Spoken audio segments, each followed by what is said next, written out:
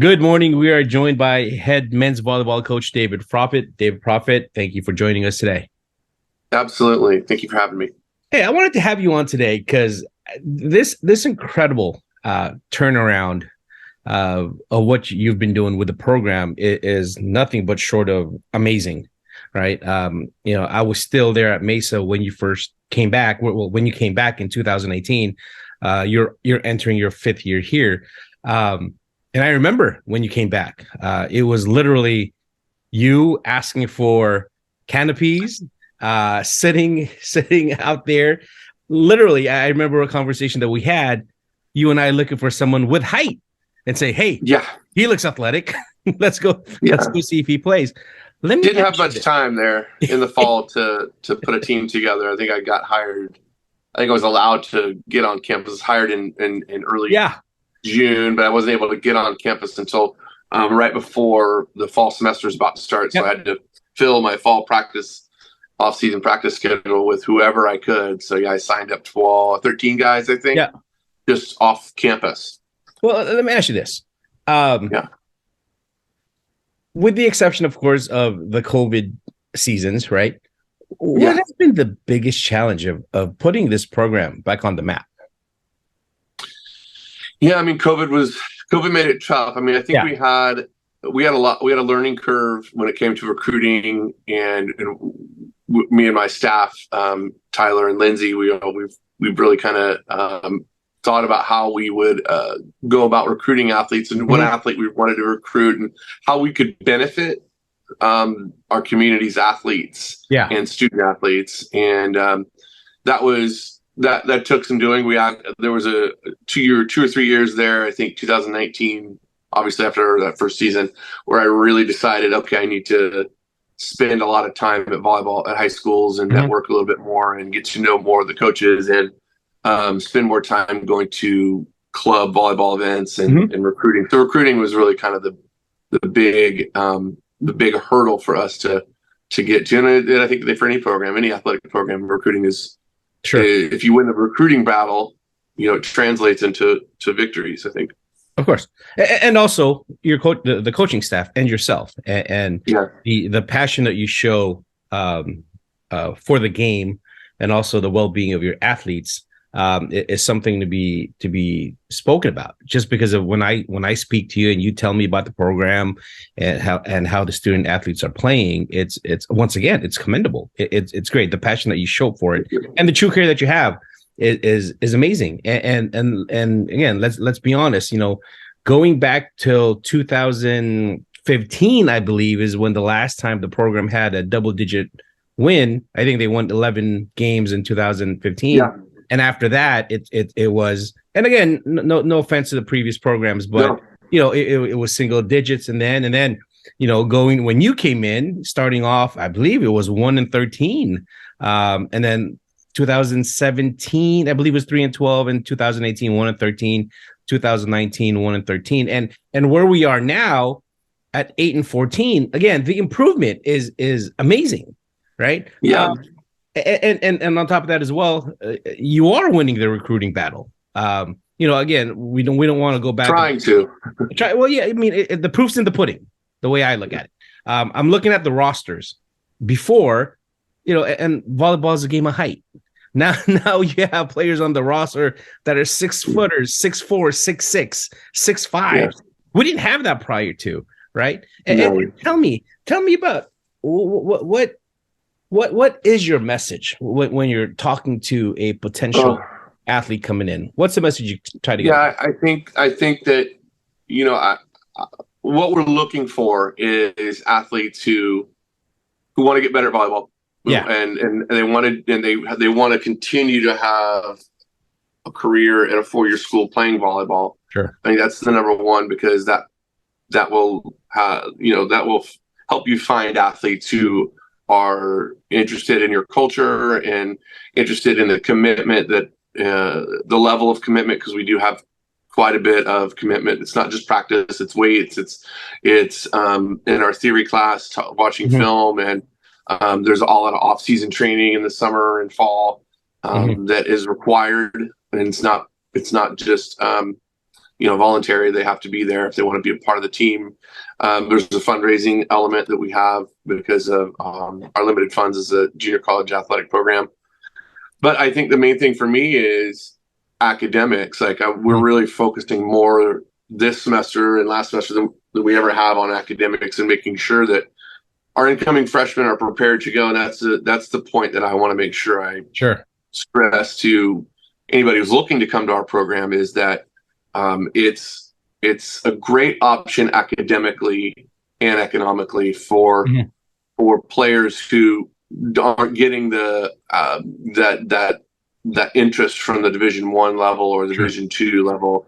We're a great stepping stone because we're going to train like they train, both in the weight room and in the gym. We're going to require them to have academic standards and meet those standards. And we're really trying to be a stepping stone. And I guess my whole idea, my vision for San Diego Mesa College volleyball, men's volleyball, is for us to be a stepping stone for our San Diego athletes who maybe they didn't play club volleyball or have the money to play club volleyball, who are gifted athletically but not gifted yet, or as skilled as they should be or need to be to go on to the next level, and then come here and get that training because of how we've developed and designed our program through summer, through fall, and into intersession, and then on into our season. And I really want it to, that's my vision here, is to be somewhere that players want to come play volleyball. They can play in a couple other places in town, and that's great. I want them to be able to play volleyball. Really, that's the goal, is to promote our sport, and specifically for our gender. I think for guys, it's a little more tricky to get opportunities at the Division I level because of the limited number of schools at the university and state school level that provide Division I volleyball levels. Now, there are a lot of opportunities to play at the NAIA and D3 and D2 level. There are opportunities for our players, but I think I want players that come to my program here to desire that high level volleyball in their future. I want them to matriculate to that level. And so, I think if we have those visions and we're staying on course with those thought patterns, and when we go to recruit players, and how it's more, hey, we're going to have a lot of player development. You're going to have a lot of academic development. I think that if we have those things, it will lead to success in our program. And really right now, I think, winning volleyball games helps us draw attention. There's a light shined on us a little bit. I think winning volleyball games will also help us de-recruit or help us get guys to the next level. So that's a long-winded answer, but okay. No, I'm glad you said that, because that's one thing about the San Diego Mesa College athletic program is, although we are at the junior college level, right? The way the program runs is you run it as a D1 school, and that goes from the coaching staff, that goes from the academic support, that goes from our amazing athletic trainers, and providing them all the resources that the student athlete needs in order to matriculate. We love them being here, but we also want them to leave, right, and be able to continue their athletic and academic career at a 4-year university. And that's one of the things that separates a lot of coaches. It's not, I'm glad you said that, it's not necessarily always all about the wins and losses, right? It's about having that student athlete leave with the AA and be able to continue where it is. And again, where your program is headed, I just wanted to get you up here because in one of the articles that we had put out just a couple of days ago, you literally, the program has literally put the entire state on notice about this program. Two games recently, against Irvine Valley College, who was the state semifinalist last season. And then very good volleyball team. Yeah, always have a consistent program over at Irvine. Storied volleyball program, very good. And Rory, the new coach, is doing a great job there. Yeah, defeated them 3-2, and then 2 days later, now you go and play the current state champion in Orange Coast College. And from what I've heard, from what I've seen on the box score, a point here or there, you would have beaten them. It was a very close match. I give OCC a lot of credit. That match Yeah. was they really turned it on in sets 4 and 3, or sorry, sets 4 and 5, and Uh-huh. finished us off. But yeah, it was very close. And then just most recent, having beaten Fullerton College this Wednesday, 3-1, and I believe that was the first time you yourself and the program's ever beaten In FC. my coaching career, Yeah, yeah. Sorry, go ahead. so it's a Yeah, big deal. I had No, never yeah. won a match there. Yeah. Those are not programs that are new, right? These are No. powerhouse programs, and Yeah. again, going from 2 consecutive seasons of 1-13 to now beating the state semifinalists, taking one literally to the end of it, a couple points here and there, and taking out Fullerton. The whole state is on notice, like what's going on down there at Mesa, and that's kudos to what you've done over there, Dave.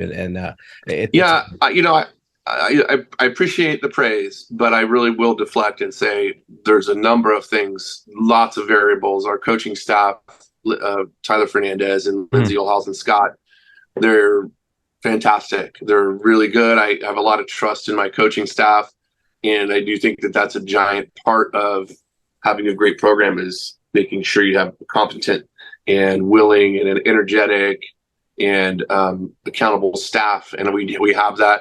And we've added pieces to our staff with the Talib, who is the athletic retention technician, who's doing a great job with our academic side, making sure guys are eligible and getting in the right classes and handling any issues. And and our athletic department is phenomenal, as well as our athletic trainers and keeping our athletes on the court, and all that plays a factor in. And as much as I'd like to say, it's me, it's a combination of a lot of variables and our student athletes. I mean, let's not forget that the volleyball players are extremely good, and they've really done a great job. The guys we've asked a lot of our athletes, our volleyball players, and they have stepped up and responded. And occasionally they need a little motivation, which is not unexpected. But the guys have really worked hard, and we've had a very tough preseason sort of schedule here, as we played most of the teams from the Western States Conference or Western State Conference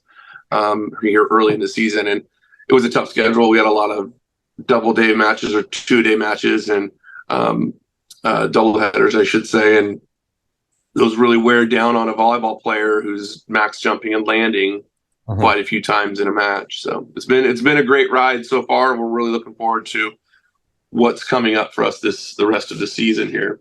Absolutely. And again, I thank you for your time. We're joined again by head coach David Proffitt over at Mesa College. I know you've got to run soon because you are driving over to Golden West. This morning. Yeah. And it's a glad segue into it, talking about the players and also the team, the fact that how aggressive you've been with the scheduling, getting them ready, right? We've been the most active team in the conference, having played 11 games overall.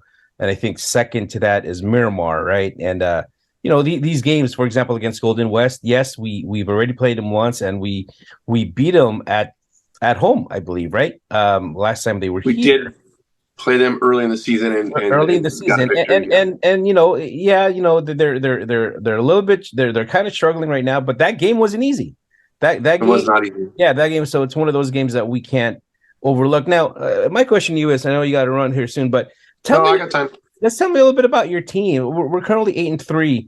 What's making this team special? And tell me if there was something, what else can we improve on? With the exception of, and we've talked about this all year, having the ability to jump out early and then kind of letting the team get back to the game rather than trying to close out the set. Tell me about the makeup of your team. Yeah, I think first we've got some extremely good players. We have some unbelievable skill level in our program and athleticism, so that's been beneficial with Austin Kinnear on the right side, who's been playing volleyball for 10 years at the club level and through juniors, and is an extremely successful high school and juniors career and club career. And I think also TJ Latuya Gasanoa is played phenomenal. He's probably top 4, top 3 kill efficiency and kill leaders in the state right now as a freshman coming from El Camino High School here in Oceanside. And I think we have a number of players. Right? We have a great ball handling with Mike Wayland and Roy Rojas, and some setting by Richard and Colton. And really, it's a team effort right now. And I do think that we were a little bit worn down from the tough schedule, but it's only hardness. And I think we've really talked a lot about taking care of our bodies and making sure we're managing our injuries and our boo-boos through the season, and staying fresh, and maybe giving the guys an easier practice here and there, and knowing when to push them early in the week, and then maybe come off a little bit in that Thursday practice between our Wednesday, Friday matches. We have a Thursday practice that we try to go a little light and do just some skill work and less play on the net. But when it comes to like what we have coming up, we have two more matches. Two more matches in our mandatory crossovers with the Orange Empire Conference. One was Golden West, and then a home match with Santiago Canyon. And those two matches are worth 2 RPI points each. And we're really excited because we've got 4 points already in those mandatory crossovers. 4 out of a possible 10 points right now. So we're really working hard to get as many RPI points as possible to make the state playoffs. That's kind of our focus right now, is to get to state playoffs. And I think to do it, it's a team effort. We're really talking about being positive. We try to get out to quick starts, but on the road, sometimes that's hard after traveling for 2 hours and being in the van. I think as a coach, you start to, even I, throughout the season, every team's different every season. So I have to find what style of coaching works, what philosophy of game management works best for the group. And it might change night to night. So I have to really have my finger, so to speak, on the pulse of my team to understand what kind of motivation they need. If it's more strict, or maybe I need to come off a little bit. Do we need to be laughing a little bit? How do we keep engaged? And so this is the skill that I have to work on as a coach, to constantly be tuning into my team and knowing what they need, and trying to set a good idea of perspective early before the match starts. And hey, let's have a good warm up. Let's get a sweat going. I don't want to get into the match. And I think we talked about this in one of the articles I wrote earlier, or that you put out, in regards to trying to get a good start or be ready to play at the first whistle, not the 10th or 12th or 13th whistle. So we really worked hard on that. Now we've done that a little bit. Now it's time for us to try and be able to understand how to play a complete set each time we get on the floor, and not just, get up 18-11 like we did against Fullerton the other night and let them close the gap in set 4 to where it's tied up 24-all. And then, it becomes a nail biter. No one wants to go to a 5th set, because a lot of times 5th sets are a coin flip. You don't know what's going to happen with such a shortened score total needed to win the set. You are kind of at the whim maybe of a bad call or two sometimes, and which are, part of volleyball, I think.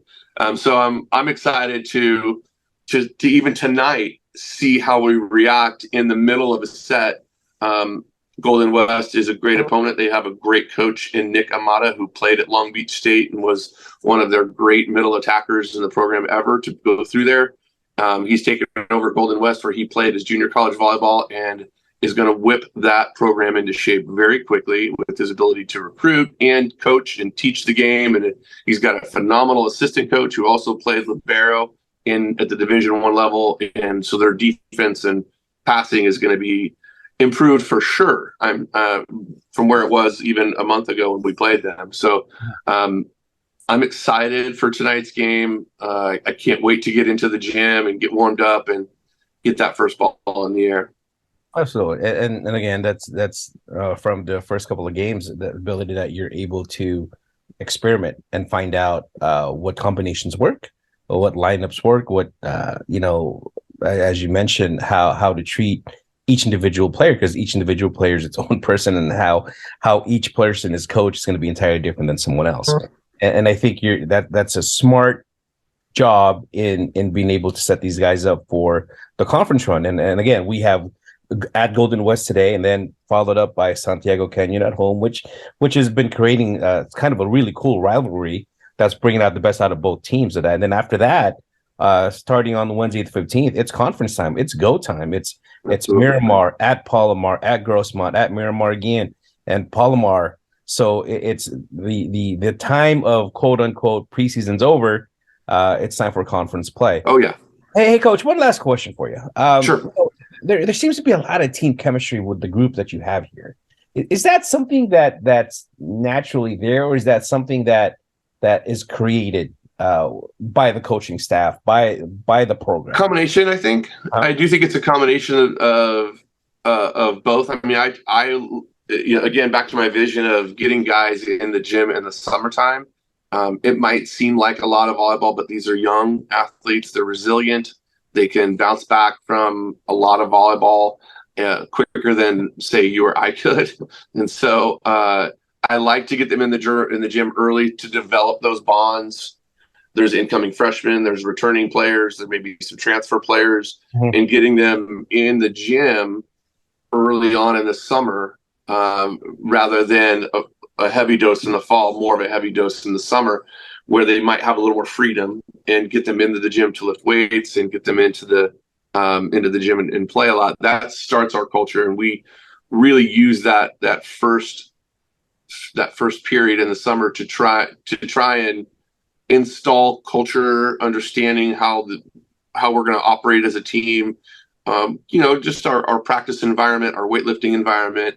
And also I encourage them to connect outside the court. And so that would be the second piece, where the athletes do a great job of connecting off the court and staying tight as a group. And I think in general on our campus, San Diego Mesa has this amazing volleyball culture between the women's indoor team, the men's indoor team, and the women's beach team. They all tend to hang out together. They're a tight group. And we want to bring those freshmen into that group as quickly as possible, or transfers into that group as quickly as possible, because that's where the culture is developed. I think more so than, we could develop rules and policies for our team and how we're going to operate, but the real connections are the bonds developed off the court, I think. Right. So we're lucky to have, or maybe even in the weight room, which we have someone who does our weightlifting class for us. And she does a great job too, Kareth, by the way.